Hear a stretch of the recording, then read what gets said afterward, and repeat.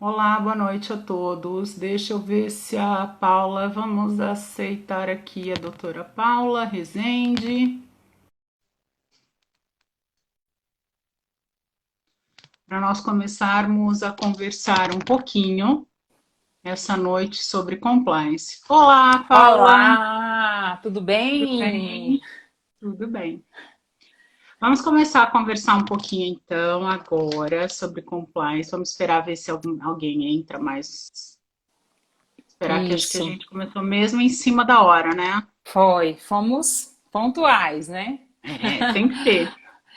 Ver se Isso. agora eu consigo gravar essa aqui, que é hoje de mais cedo a Dani.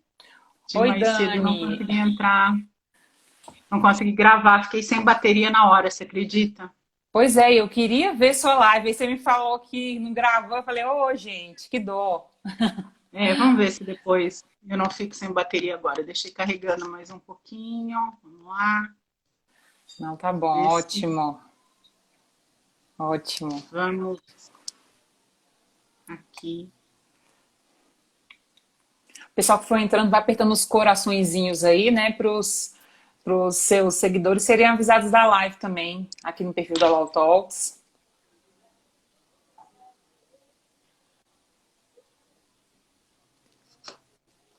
A Dani disse que está ansiosa para nos ouvir. Ó. Ó,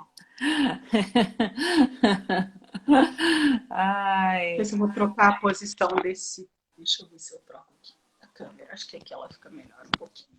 É, eu também estou num lugar que está um pouquinho escuro, mas. Acho que aqui ela fica melhor. Isso. Fica melhorzinha a posição, Isso. Ficou melhor. né? Senão fica muito escuro. Isso. Pessoal que está entrando aí, né? Sejam bem-vindos. Hoje a gente vai falar do futuro do compliance pós-Covid-19. Uau! Um tema Mas bem, né? o que que o compliance é, o que que o compliance vai ser, né, Paula? O que que o compliance estão tentando deixar de ser, né? Exato, Quanta gente, exato. quanta gente sendo demitida, né, das estruturas de compliance, assustador isso. Sim, sim. Então tem esse, né? Esse contexto aí também, né? Eu também, durante essa pandemia, eu sempre vi as pessoas perguntando muito, por exemplo, se elas podiam flexibilizar códigos de condutas, políticas internas, né? Nesse sentido também, eu fiquei bastante preocupada, né? É, mas certas coisas que infelizmente a gente precisa fazer, né, para poder manter a empresa em pé também, né? Mas nada Sim, que perca a sua essência ética. isso, exato. Então, né? Porque normalmente quando você faz um código de conduta, né, você está fazendo de acordo com os valores da sua empresa. Então, eu falei, você quer flexibilizar esses valores, né? Quais são esses valores? Por Exatamente. exemplo, integridade, confiança, falei, qualidade, né? Então, eu acho que tem coisas que realmente a gente tem que, né? As empresas, sim, estão passando por um momento muito difícil, mas tem que pensar bastante, né? Principalmente em como isso vai se refletir no futuro. É. Vamos começar então, Paula? Vamos começar Acho que já assim. tem. Vamos? Então vamos Vamos. lá. Vamos nos apresentar para quem não nos conhece. Eu Isso. sou a Juliana Gataz, participo da Low Talks com a Paula. Eu sou advogada. Eu atuo em compliance desde 2010, quando eu ouvi falar em compliance a primeira vez, no setor financeiro, no Banco do Brasil, em Lisboa. Eu não tinha noção o que era, nunca tinha escutado falar em compliance na minha vida. Fui trabalhar no setor jurídico de um banco, passei a ter que lidar direto com o departamento de compliance e acabei me apaixonando pelo bichinho da conformidade. Eu já era sistemática, certinha, fiquei mais certinha ainda, me apaixonei literalmente pelo bichinho da conformidade. Então, foi apresentado ao Compliance 2010, acabei enveredando para esse lado, acabei estudando mais um pouquinho sobre o tema e hoje estou aqui para conversar com a doutora Paula, que é extremamente experiente no assunto também. Se apresente lá, doutora Paula, para nós. Isso mesmo, eu também, a minha história é bem parecida com a sua, Juliana. Só um instantinho. Ah, tá bom, pode. Que tava jantando, né? Agora vai comer a sobremesa. Pode fechar. Obrigada. Oh, bonitinha. Tá aí. Tava colocando para jantar e agora vai. Ela perguntando se podia comer a sobremesa. Pode. A minha história. Viu?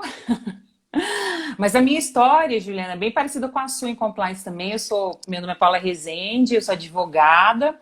Eu também ouvi falar, né, a primeira vez sobre compliance em 2010, quando uma empresa multinacional americana, indústria farmacêutica, adquiriu 40% das ações de uma indústria farmacêutica nacional. Então, eu também estava no jurídico interno, ainda não tinha me formado, estava caminhando para o fim do curso, estava no fim do curso. E então, essa empresa chegou simplesmente assim, olha, agora vocês vão ter que implementar a compliance. E aí, né, todo mundo, o que é compliance? Socorro, né, o que é compliance? E aí, em 2011, né, começou essa implementação de uma política que já estava pré-definida, pré-determinada, né, que muitas vezes, em muitos trechos, não se aplicava à cultura nacional. Principalmente lá no passado acontecia muito isso, né? Não era levada em consideração a cultura local para se implementar uma política de compliance. Então foi bem assim, né? Foi eu no jurídico interno,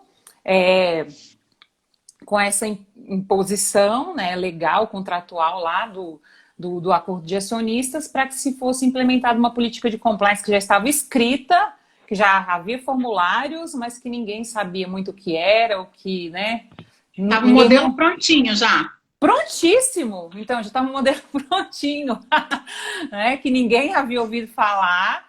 E passei por um treinamento... Passamos, na época, né, por um treinamento extremamente longo, de 2 horas por aí, falando termos estritamente técnicos, especialmente para quem não era advogado, falando termos da FCPA, né, explicando quais eram as atribuições. Tudo em inglês. Olha, praticamente, né? Um filme de terror.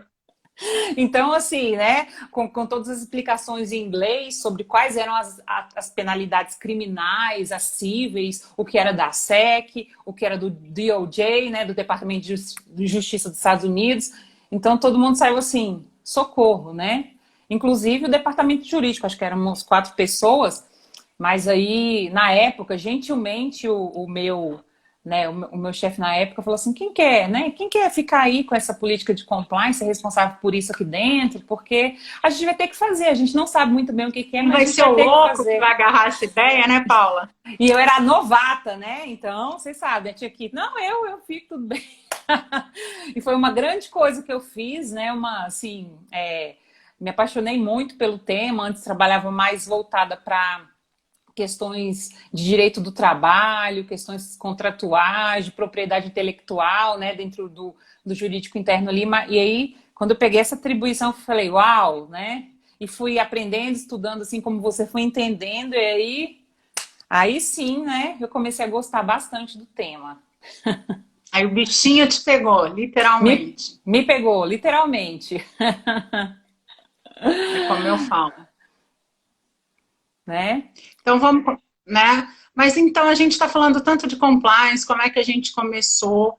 Não sei quem está aqui nos assistindo, quem já trabalha com compliance, quem não trabalha, quem está ouvindo falar de compliance a primeira vez. Aí a gente fica pensando assim, o que a Paula falou. Será que compliance é uma receita de bolo pronta, né, Paula?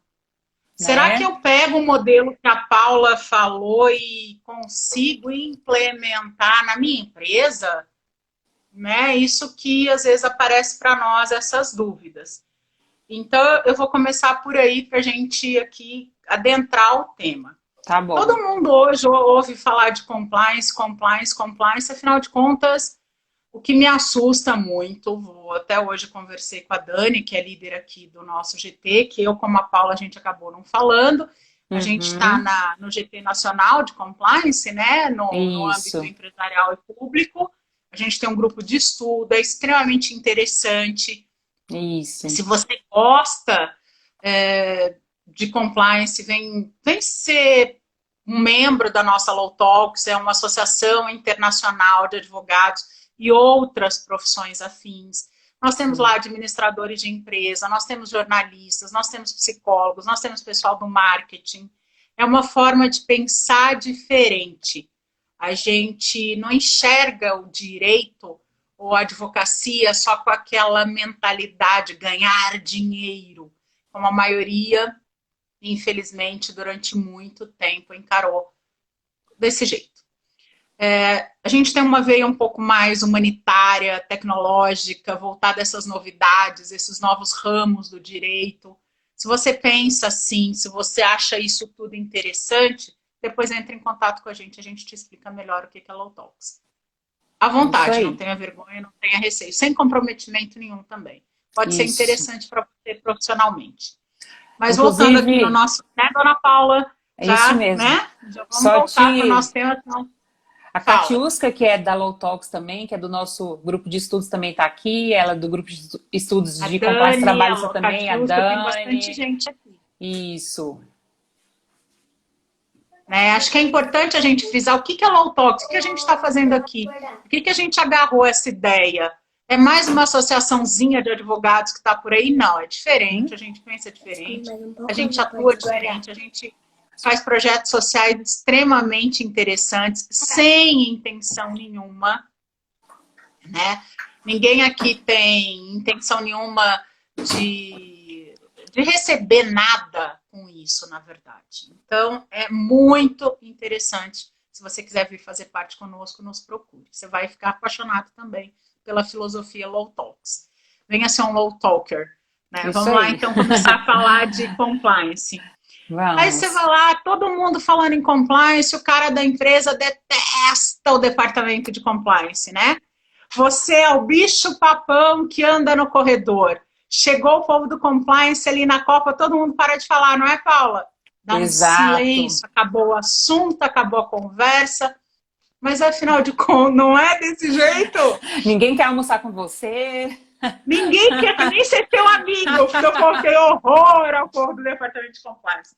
O povo do financeiro, o povo do comercial, não gosta muito, mas a gente não é polícia, a gente não está ali para julgar ninguém, a gente não está ali para, sei lá, criticar ninguém. Você está ali para procurar um melhor caminho para essa estrutura, seja ela, vamos começar já a falar aqui, que o compliance não é só para a empresa, tá?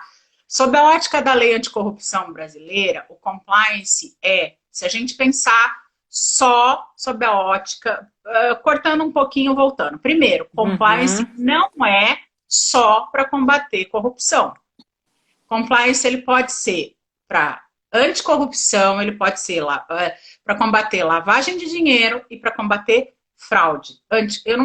Anticorrupção parece muito jargão político, né? Até no combate, né? A corrupção, a fraude, a lavagem de dinheiro. Não é só anticorrupção.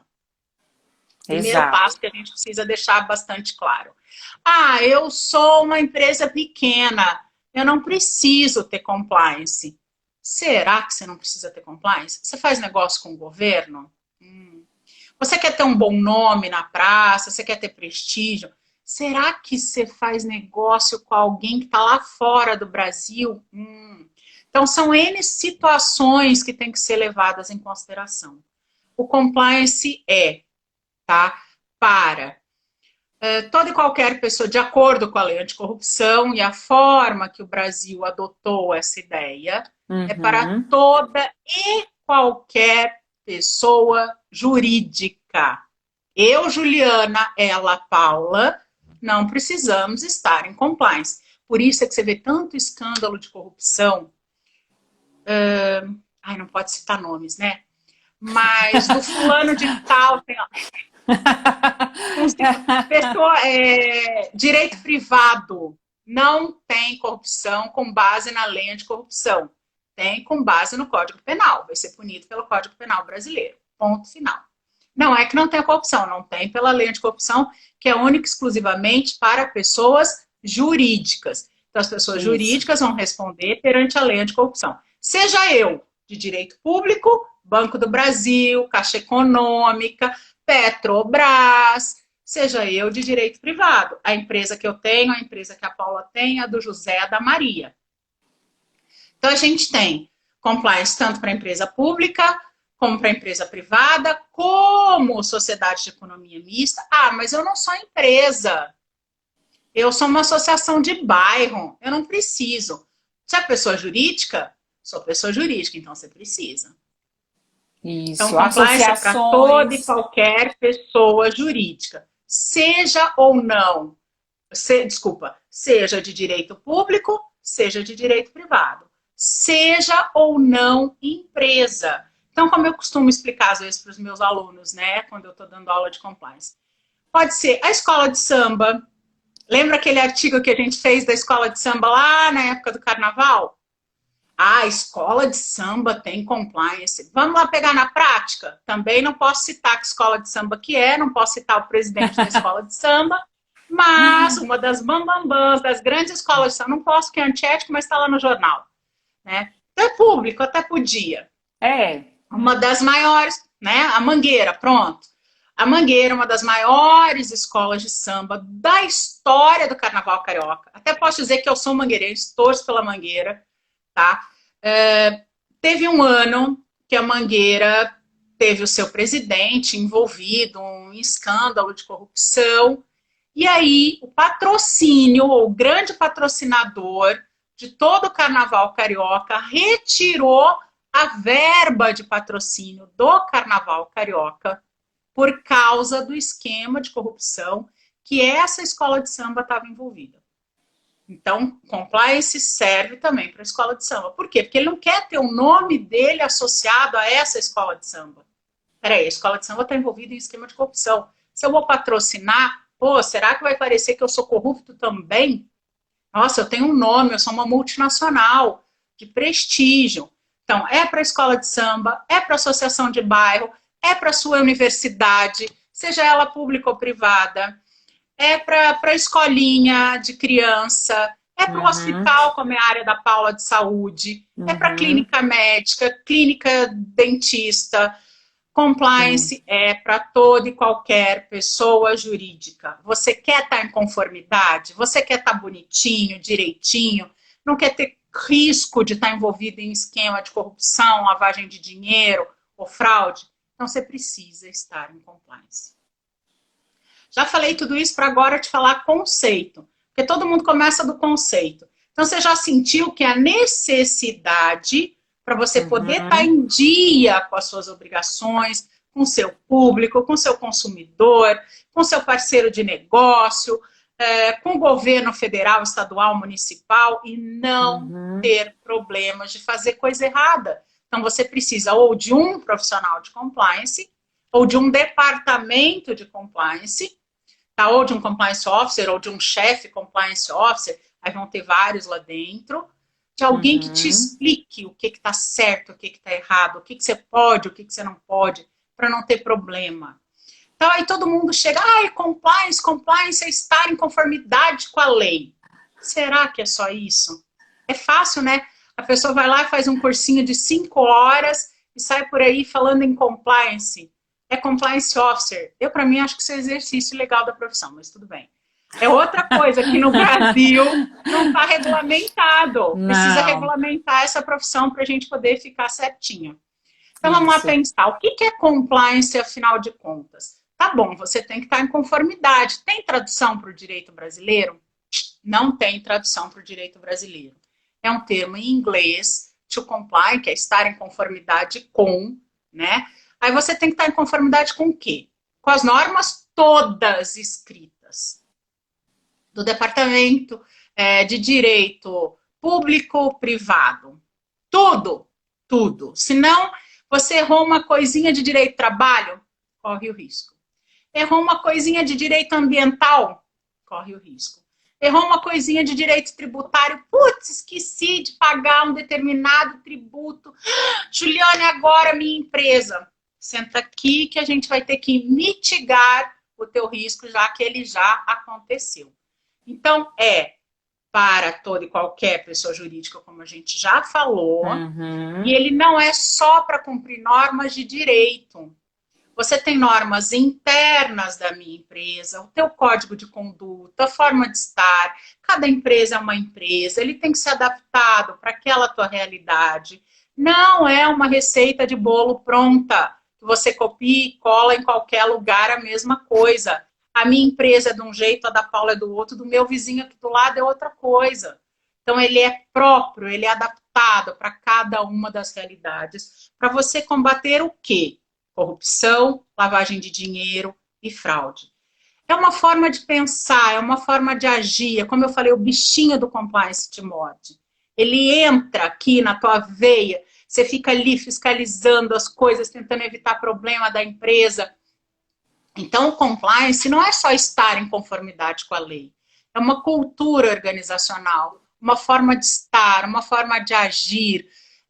Você passa a viver em compliance. Brincam comigo, às vezes, que eu não me separo da advogada. Agora eu já diria, eu não me separo da advogada, eu não me separo da criatura compliance officer, ou da que vive em compliance, né? Você está lá no supermercado fazendo compra e vê a pessoa trocando o preço das compras, ou furando fila na tua frente, ou sendo desrespeitosa com outra pessoa, que talvez não tenha a condição financeira ou poder aquisitivo, né? Aí você fica ali indignada, você é compliance, você está em compliance o dia inteiro, né? Então é assim, Exato. É uma forma de agir, é uma forma de estar, é uma cultura organizacional que a gente tem que implementar, ela tem que enraizar, ela tem que ser intrínseca, ela tem que fazer parte da vida das pessoas jurídicas. Apesar de colocar aqui uma coisa que é importante, compliance no Brasil não é 100% obrigatório, porque a gente tem que deixar bem claro que me perguntam muito isso. Tá? Se eu te disser que não é obrigatório, eu estou falando errado. Agora, se eu te disser que ele é obrigatório, eu também estou. Então, peraí, ele é ou não é, Juliana? Ele é como sempre me perguntam, ele é para as instituições de direito financeiro, para as instituições financeiras. Se você é um banco, se você é uma cooperativa de crédito, você é uma instituição financeira, você, pelas normas do Bacen, pelas resoluções do Bacen, você é obrigado a ter compliance. Outra coisa, nos estados brasileiros, você é obrigado a ter compliance nos estados em que assim a legislação determina, que infelizmente são poucos no Brasil. Então, acho que a introdução era essa, fundamental para a gente falar compliance anticorrupção, lavagem de dinheiro e fraude, compliance é para toda e qualquer pessoa jurídica, compliance, infelizmente, ainda não é obrigatório no Brasil, em todos os estados brasileiros. Acho que deveria ser, mas sim, infelizmente ainda não o é. Nem nas capitais, nem nos municípios todos. A coisa que nem tem absolutamente nada. Compliance não é uma fórmula pronta. Você tem que fazer aquilo específico para cada caso. Esqueci alguma coisa, Paula? Não, acho que é basicamente isso, né? Para a gente começar a falar sobre compliance, a minha imagem está sumindo. Expliquei que o compliance officer não está regulamentado. A outra coisa, Paula, a sua imagem está sumindo. Paula, qualquer um pode ser compliance officer? Eu advogada, eu administradora de empresa. Olha, e às vezes as pessoas me perguntam. Isso. Apesar dos advogados não gostarem dessa resposta, pode sim. Exatamente porque você falou, não existe uma regulamentação, né? Determinadas profissões que podem ter o profissional como compliance officer. Não é assim. Uma cultura, por exemplo, melhorou? Ah, que bom, minha imagem. uma cultura, por exemplo, né, como eu mencionei na nossa introdução aqui, normalmente a cultura das empresas americanas era sempre ter alguém do jurídico como compliance. Eu não sei como é que era na Europa, Juliana, mas todas as empresas dos outros, né, localizadas em outros países dessa empresa americana especificamente, todos os profissionais de compliance eram da área jurídica. Eles Só migraram para o jurídico. jurídico, isso. Foi aquilo mais ou menos assim, né? Você era do jurídico, eu te tiro daqui e você vira compliance. Aconteceu Na muito no minha passado. realidade, era diferente. Eu era jurídico, a minha chefe era formada em contabilidade e tinha um outro colega de ADM. Então era ali multidisciplinar mesmo. Uhum. Só que tem coisa que só o jurídico resolve, né? Exato. Então, isso que eu Não ia desmerecendo acrescentar. os demais colegas, tá?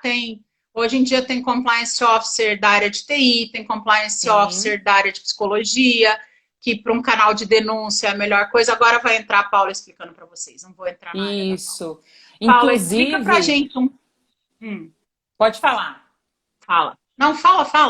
Não, inclusive tem uma pessoa do nosso grupo, né, de estudos de compliance, que é da área de TI, né? Então, a área de TI está estudando muito compliance. Compliance hoje está estudando muito TI, né? Especialmente por causa da proteção de dados. Então, assim, não existe uma profissão específica. Eu digo que o advogado tem mais facilidade exatamente por ser uma legislação e, né, e por ele lidar ali com as legislações de forma geral. Mas, sim, podemos ter compliance officer vindos de outras formações que não formação jurídica. Nós temos uma colega no nosso grupo de compliance que é contadora também, lembra? Da Isso, nossa reunião? verdade. Então, Sim, a a Joyce. contadora, a pessoal de ADM, a pessoal de TI. Eu conheço aqui uma estrutura que tem psicóloga. Então, eu já expliquei um pouquinho o que é o compliance. Tá bom, eu resolvi Uhum, que a minha empresa precisa ter compliance. Ok, uhum. vou implementar um programa de compliance. E aí, o que eu faço? O que é um É. programa de compliance? Quais são In- os pilares, a estrutura essencial de um programa de compliance? Ensina pra gente, Paula, me explica lá. Isso aí, olha, e como você explicou muito bem, né? Compliance não é só estar em conformidade. Ok, isso pode ser o significado, né, da tradução utilizada, to comply with, né, estar em conformidade com, mas não é só isso. Né? Para que se exista de fato um programa de compliance, ele precisa ser baseado em alguns pilares. Um programa de compliance, um sistema de compliance, ele é formado por uma série de mecanismos e controles internos para prevenir, detectar e remediar tanto atos de corrupção, fraudes, lavagem de dinheiro, né, como a Juliana mencionou. Então, ele precisa de uma estrutura, não é simplesmente né? Não, eu sigo toda a legislação e estou em compliance, então. É? Se eu entender compliance apenas com esse viés de conformidade com a legislação, eu posso, né? Alguém pode achar que está em compliance, mas não é só isso. É necessário implementar uma estrutura com mecanismos e controles internos específicos e onde estejam presentes também os pilares do programa de compliance, né? Existem várias doutrinadores aí que falam de 9, 7, 5 pilares, né? Que no final eles vão falar basicamente da mesma coisa. Eu vou utilizar aqui falando de 5 pilares, que é o que é a nossa legislação anticorrupção, na publicação ali da CGU, né, sobre a implementação de programas de compliance para empresas privadas, ele vai falar de 5 pilares. Então, ele vai falar do primeiro pilar, que é a de suporte da alta administração, né? Ou seja, aquele tom from the top, tom do topo. Ou seja, o dono, o empresário, né, o acionista, ele precisa querer, em primeiro lugar, implementar um programa de Vou só compliance. abrir uma porta. Tá bom. E ele precisa entender Pronto. o que tudo, o que tudo isso envolve, né? O que implementar um programa de compliance vai mudar aqui na estrutura da minha empresa? O que, que vai mudar? Porque não é simplesmente implementar e continuar tudo do mesmo jeito. Não. Muitas coisas podem mudar. Muitos controles podem ser implementados. Inclusive, né, falando desse suporte da alta administração ou do tom do topo, eu não sei, Juliana, mas quando você foi implementar, se você, né, teve essa experiência, porque normalmente especialmente quando aqui, né, no Brasil, você estava lá em Portugal, mas aqui no Brasil, como a gente não tinha legislação, então as pessoas, foi difícil para elas entenderem, mas por que eu tenho que fazer isso? Inclusive a alta administração. Aqui no Brasil, hoje, ainda é difícil, não é? Ainda é difícil. Você concorda comigo? É por isso que eu sempre digo que esse primeiro pilar é mais importante, porque muitos querem implementar um programa de fachada, né? Ou só para contratar com a administração pública. Só para colocar no papel, né, Paula? Exatamente, só para colocar no papel, só para mostrar que eu tenho, mostrar para o mercado, mostrar para o meu consumidor que eu tenho um programa de compliance. Mas quando você vai analisar, averiguar, a prática não é nada daquilo. Então, isso acontece quando esse tom do topo, esse suporte da alta administração é frágil. Então, uma das coisas mais importantes para a implementação do programa de compliance é isso. O desejo né, da administração, do empresário, do dono em querer implementar um programa de compliance e saber tudo o que isso vai implicar, né, para que seja um programa efetivo. Né? Então, eu acho que isso é muito importante. E aí, depois, como segundo pilar, o mapeamento de riscos. Né? Mapeamento de riscos. Eu acho que eu estou falando... Não. Depois, né, eu tenho... Não. Pulei aqui um. Depois que eu, né, tenho, ok, a administração decidiu que eu vou implementar um programa de compliance. Eu sei o que tudo isso implica. Muitas vezes, inclusive, o programa de compliance vai contrariar o que eu quero. Eu preciso estar em compliance, eu preciso não fazer aquilo. É definir qual é a área responsável. Né? Quem que vai ser a área responsável?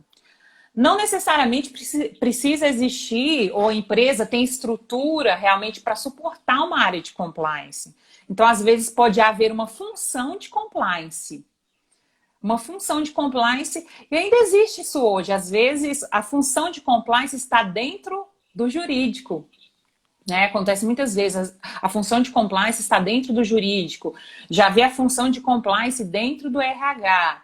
Desde que, né, essas funções consigam realmente fazer com que o programa de compliance seja efetivo ali, não há problemas, porque às vezes a empresa é pequena, é uma média empresa, e eu não tenho, né, às vezes eu não preciso mesmo ter uma estrutura dedicada, mas às vezes eu preciso ter uma estrutura dedicada.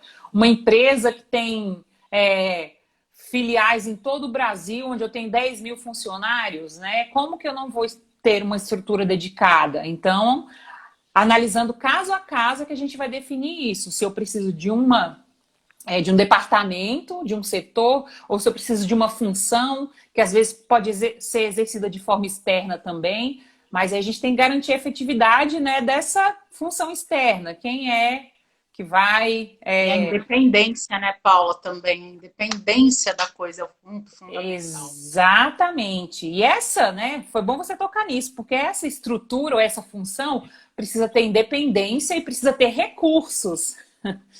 Independência e recursos. Porque essa função ou esse compliance officer atuando numa estrutura maior, ele vai precisar falar de uma pessoa que é lá, né, digamos, do chão de fábrica ou da pessoa da operação até, né, com a diretoria, com a presidência. Então até ele vai o CEO lá e todo mundo, né? Exatamente. Então ele vai ter que ter todo esse, né, também essa, digamos, aí já tá fora dos pilares, mas soft skills às vezes para lidar com todas essas pessoas, com as pessoas com diferentes classes sociais, entendimentos diferentes também do que é compliance. Então tem que ter uma linguagem adequada para falar com todo mundo, né? Então só abrindo um parênteses aqui. Aí depois que eu defini a área, então eu vou ter que fazer um mapeamento de riscos. Ok, a gente já sabe quem é responsável. Então, eu vou ter que fazer um mapeamento de riscos, porque compliance trabalha com riscos. Às vezes, uma empresa tem muitos riscos, então eu vou precisar atacar primeiro aqueles que são mais altos, ou aquele que tem a maior probabilidade de ocorrer. A Dani falou, né? Tocou numa parte que eu amo. Eu também amo, né? Essa questão de mapeamento de riscos. Ela é realmente assim, essencial para o sucesso do programa de compliance, porque às vezes, se eu tenho política, eu ia falar, copia-cola, né? Eu pego ali uma política de alguém, eu não estou levando em consideração o meu risco, a minha realidade, eu estou levando em consideração o risco de alguém, né? E não é o meu que não vai me servir para nada, Nada, nada. Exatamente. Foi o que fizeram com você no primeiro programa, né? Não, e aí assim, só abrindo parênteses dentro disso, né? Foi o que fizeram comigo, porque, por exemplo, tinha lá alguns formulários, né, que estavam assim, meio em português, mas estava assim, algumas definições que estavam dentro da política estavam com a sigla em inglês. Então, estava lá falando GO, Government Official, né? Ao invés de agente público, eu estava lá. Aí a pessoa, o que é isso? GO, né? Às vezes a pessoa nem sabia. E às vezes estava lá, como na área da saúde, estava lá HCP, que era Healthcare Professional, né? Profissional de saúde. Então as pessoas estavam HCP, falando GO, sem saber muito bem o que aquilo estava significando. Então, assim, foi um período de muita luta, né? E aí é por isso que o mapeamento de riscos é importante, para evitar esse tipo de coisas e também para garantir que o que eu tenha seja efetivo. Depois que eu mapeei, eu vou ter toda aquela parte ali de treinamentos e da confecção dos documentos necessários de acordo com meu mapeamento de riscos e depois com os treinamentos ali que eu vou precisar aplicar também, né? Porque eu sei quais são os meus riscos, eu criei alguns controles internos que podem ser procedimentos, políticas, etc. E depois eu vou treinar, né, de acordo com isso, com esses documentos, para que as pessoas entendam o que elas devam fazer dentro das suas funções. E depois o passo número 5, eu vou monitorar tudo isso, né? Que é um monitoramento contínuo. Que assim como você mencionou, não é uma coisa que eu posso... que vai acabar, ele precisa ser contínuo, ele precisa ser específico, ele precisa ser revisado continuamente. Por exemplo, hoje em dia, nos programas de compliance, entrou, por exemplo, a questão de Covid-19. Muitas coisas relacionadas a isso, né, dentro das próprias empresas, estão debaixo de compliance, porque as empresas estabeleceram protocolos, procedimentos e compliance também, né, normalmente está no comitê de gerenciamento de crise, de Covid, e está tendo que verificar se esses procedimentos eles estão adequados, se eles estão realmente funcionando. Então, né, é uma atualização que o programa de compliance sempre tem que ter, né, esse monitoramento contínuo. E isso a partir também do meu mapeamento de riscos, que vai mudar se eu mudo alguma coisa no meu cenário, né, Juliana? Eu acho que é isso, basicamente. Ele tem que estar em adaptação constante, é isso, Paula? Constante, né? Tanto é que tem a questão dos meus riscos de compliance, eles têm que ser constantemente revisados, para eu entender... Se o meu cenário vai mudar. Nesse momento eu não participo. Era exatamente o que eu ia falar, o que a Dani acabou de colocar aqui. Por isso eu estou ouvindo o que você falou, eu também não gosto, não uso, as pessoas me questionam. Por que você não fala programa de compliance? Porque programa tem dia para começar, dia para terminar. A não ser que eu queira fazer um compliance para inglês ver, né, um compliance de papel, um compliance só pro forma, aí eu posso falar em programa de... Eu, Juliana, penso assim. A Dani também pensa assim, eu acho que você também pensa assim. Sim, então, por isso é que eu falo, é uma cultura de compliance, é uma política de compliance, é o seu jeito de ser. A empresa precisa ser, estar, viver em compliance. Não é só ter um programa, né? Porque o programa... ele vai estar ali do dia 1º de janeiro de 2020 ao dia 30 de julho de 2020. Fechou, acabou. Não tem mais. Está lá só no papel, ninguém segue, ninguém obedece, ninguém olha. E aí vira o que vira, como a gente está vendo, um escândalo atrás do outro aqui no Brasil, infelizmente, né? Infelizmente. Que nós estávamos dizendo, né? Então, aí começou tudo. Como a gente já falou, o compliance chegou no Brasil e todo mundo começou a falar de compliance, não pela necessidade, sim pelo lado ruim da coisa. Primeiro Sim. estourou o escândalo de corrupção, aí veio o que a Paula falou. Ela precisou vir mitigar todos os riscos, né? Diminuir.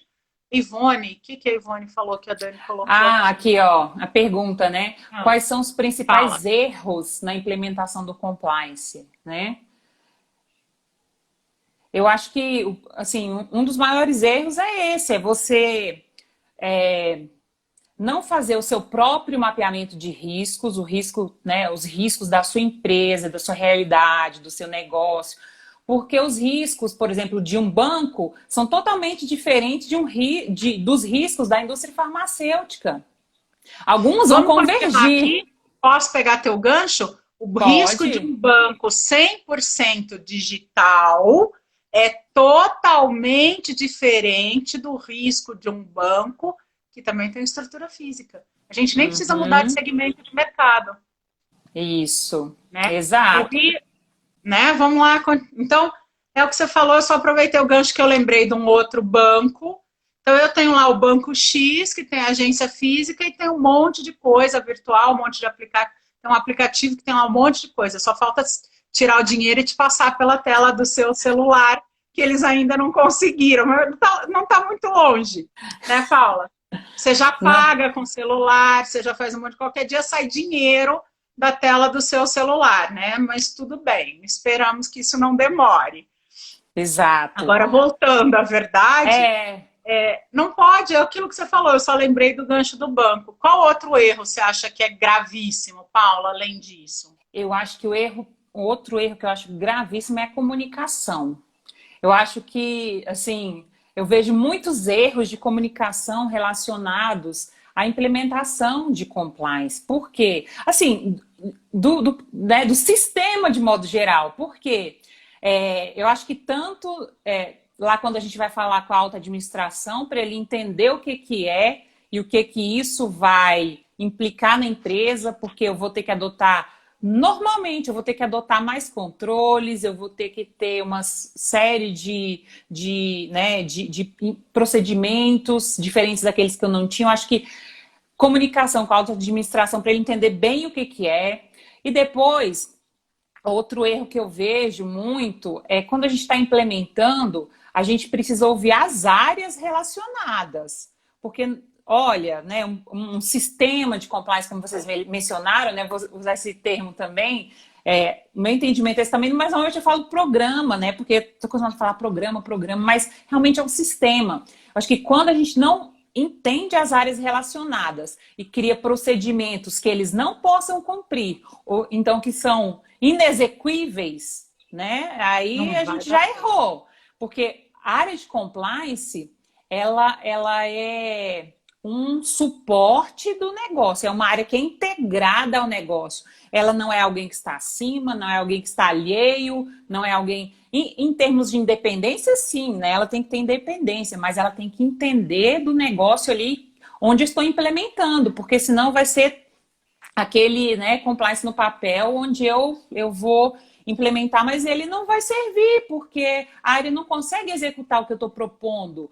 Então, ou então eu estou propondo alguma coisa que é excessiva ao que de fato é preciso fazer, ou então eu estou implementando algo abaixo do que eu preciso fazer. Por exemplo, se a minha empresa lida com agentes públicos de forma muito frequente, eu não estabeleço controles para regular essa relação, né? Eu estou pecando aí, porque eu preciso estabelecer esses Exatamente. controles. Então, acho que essa questão do mapeamento de riscos e da Isso agora eu comunicação de consigo forma geral gravar, em né? todas as etapas. Acho que de forma geral em todas as etapas, né? Desde a implementação até o treinamento, a comunicação acho que é muito importante.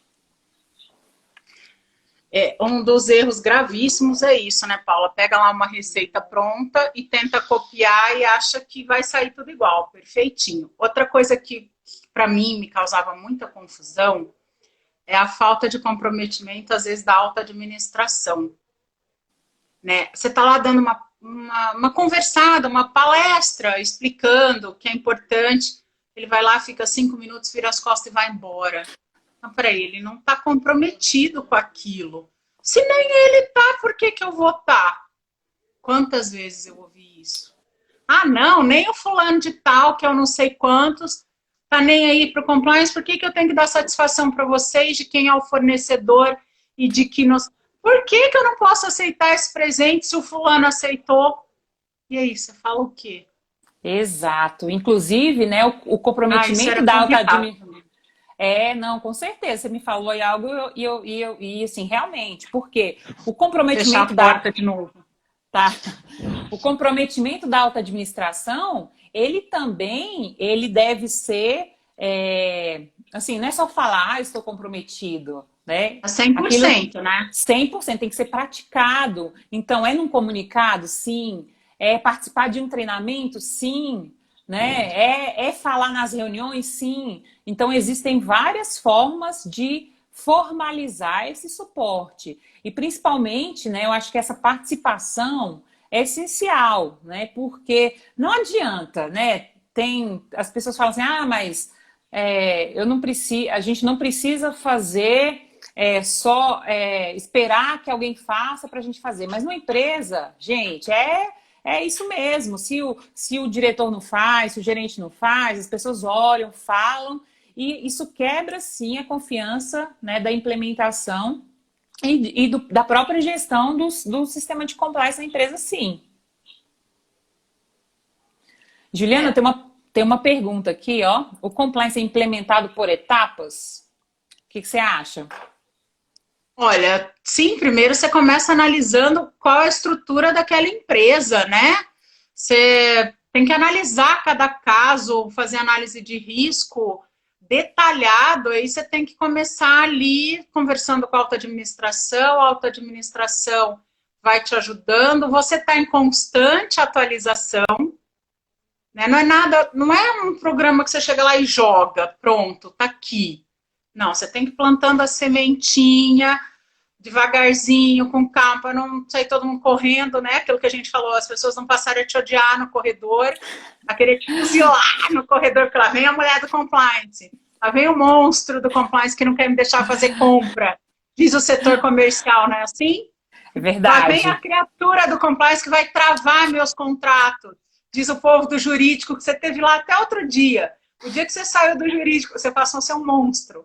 Agora vai travar os meus contratos aqui, não vou mais poder dar continuidade nos meus contratos, antes dela vir aqui analisar os meus contratos.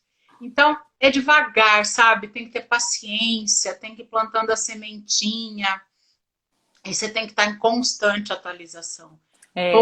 Pelo menos uma vez por ano, você tem que reavaliar, pesar, medir, analisar friamente para ver o que precisa mudar.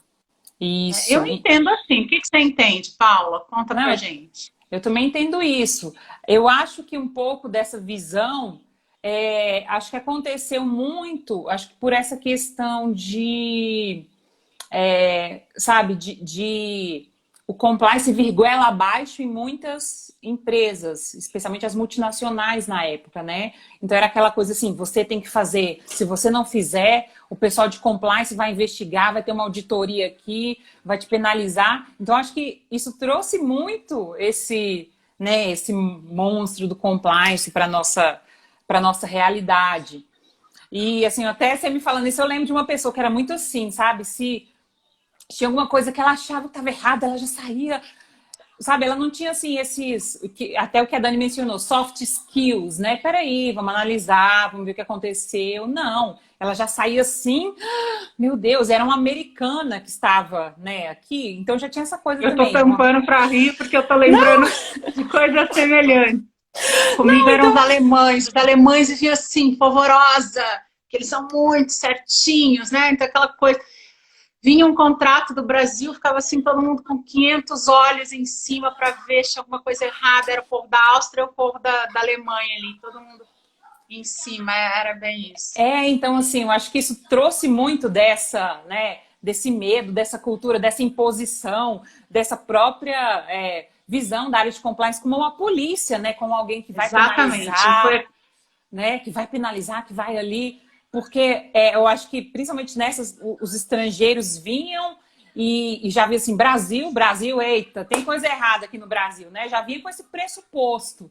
Então, né, já criava aquele sentimento assim de, meu Deus, né, será que eu tô fazendo alguma coisa errada? Ai, ai, né, então acho que isso ficou por um tempo, mas acho que hoje, hoje a gente tem muito conteúdo, né, Juliana? A gente está em 2020, então, né, 10 anos desde 2010, né, então a gente já tem muito conteúdo, até tratando dessas próprias questões de, tanto da atualização constante técnica, mas também essas questões de soft skills, né? Como que você tem que se comunicar, como que uma pessoa da operação pode te entender. Então, eu acho que hoje a realidade é um pouquinho diferente. Só que uma coisa que é bem interessante a gente frisar mais uma vez. Compliance officer não são polícias. Ninguém tem legitimidade nem competência para punir ninguém. Você investiga, você apura se aquela denúncia do que a Paula falou do canal de denúncia é procedente ou não, se realmente aconteceu ou não, e reporta a alta administração. E a alta administração é que decide o que vai fazer. Se vai comunicar ao Poder Judiciário, se não vai, se vai instaurar processo disciplinar, se não vai.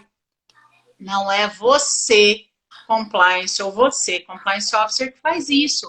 Então, o que as pessoas têm que entender é parar de achar que a gente é um monstro lá né? O bichão de 7 cabeças, o monstro horroroso do compliance, que ninguém é monstro aqui. A gente só quer o melhor para a empresa. Ou para a empresa pública, privada, para a escola de samba, para a associação de bairro, para quem estiver lá implementando o programa de compliance. E se tiver melhor para eles, consequentemente vai estar melhor para você se você estiver lá dentro. Com Só certeza. isso, né? Que é importante a gente falar, porque eles rotulam aquela coisa de polícia, investigar, vai me punir, vai... Não, nem vou falar nada, não vou chegar no canal de denúncia, não vou denunciar. Uma das coisas que também, já perguntaram qual era um dos problemas para a implementação, aí eu já estou falando lá na frente, que eu vivenciei isso, provavelmente a Paula já vivenciou também. Para que eu vou denunciar? Isso nunca vai dar em nada. Acha, vou perder meu tempo, ainda corro o risco de ser demitido. Não vou denunciar nada, porque isso aqui não vai levar para lugar nenhum. Então, esse é um dos grandes problemas que a gente tem. Né? Da falta de crença na capacidade investigativa do compliance para chegar a decisões sensatas, ponderadas. Se aquele risco deve ou não ser considerado importante, se deve ou não ser aquela denúncia analisada, qual o procedimento a ser adotado no final. Mas aqui ninguém está para julgar ninguém. Isso também é importante a gente deixar bem claro. Isso.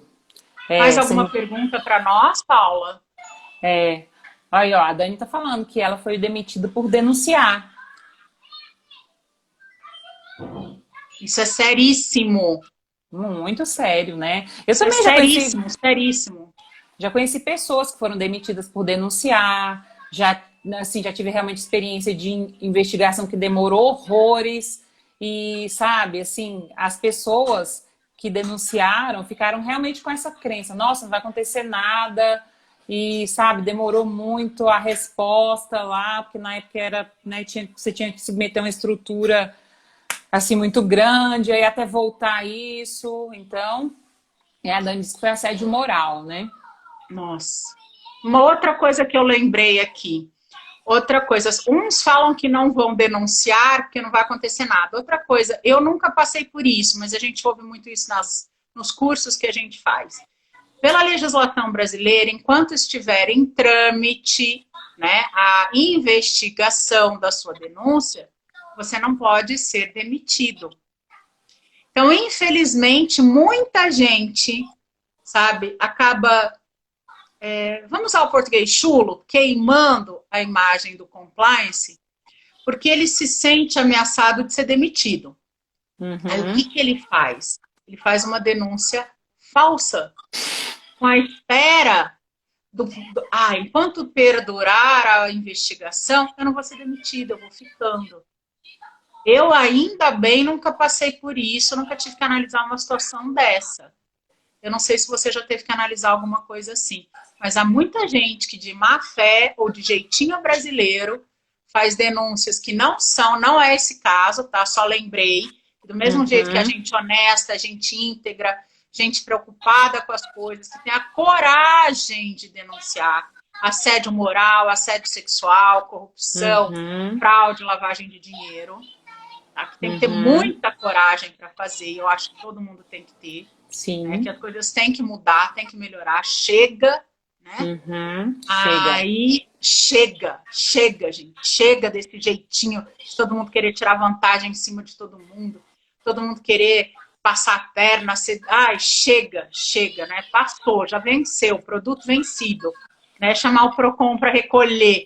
Produto fora do prazo de validade, né, Paula? Então, mas com infelizmente, certeza. né? Mas infelizmente ainda tem gente que não tem essa integridade, essa coragem que a Dani teve de denunciar, como ela colocou aqui. Exato. Faz com aquela outra intenção. Sim. Até só ler um comentário aqui da Gabriela Mourinho, aqui de Goiânia, né? Ela colocou aqui, ó, mecanismo, e ela é do nosso grupo também. Olha! Mecanismo de a proteção. Gabi que fez a live com você, não é? Isso, exatamente. Eu assisti. Olha só, mecanismos de proteção dos denunciantes de boa-fé é essencial para o sucesso do programa de compliance, com certeza. Fundamental, concordo. Com certeza. Exatamente, assina embaixo. Concordo com você. Isso. E assim, eu já tive que investigar muitas denúncias falsas, mas normalmente ligadas a relacionamentos, acredita? Ligadas a quê? Eu não te ouvi. Relacionamento amoroso. Assim, porque dá conflito de interesse, né? Exato. Uma ligação íntima. Hoje eu ainda falei sobre isso. Isso. Mas às vezes isso era falso. O que acontecia? Às vezes, né, uma pessoa tinha relacionamento amoroso com outra, e aí eles terminaram, e aí essa pessoa iniciou o relacionamento amoroso com outra pessoa. Então, aquela que ficou, né, assim, sem o namorado, ficou com dor de cotovelo, foi lá e denunciou, inventando um monte de questões relacionadas, sabe? E aí, quando você ia investigar e apurar, e era falsas. Denúncias falsas. Isso é seríssimo também. Não, e o tempo que você perde, né? Não, terrível, terrível. Então, mais alguma pergunta pra gente? E a gente está falando aqui só nas últimas coisas ruins. Aí depois, aquilo que você falou comigo, a gente para e pensa, será que eu já coloquei, minha auto-administração está toda comprometida, né, Paula? Isso. E aí, quais os benefícios que um programa de compliance pode trazer para a minha empresa? Aí sobrou para mim, para eu falar um pouquinho sobre isso, né? Vamos lá pensar o seguinte, eu vou fazer aqui um bate-bola para você me ajudar a resolver. Vamos pensar que eu sou um colaborador, tá? Eu, Juliana, ou você, Paula, a gente foi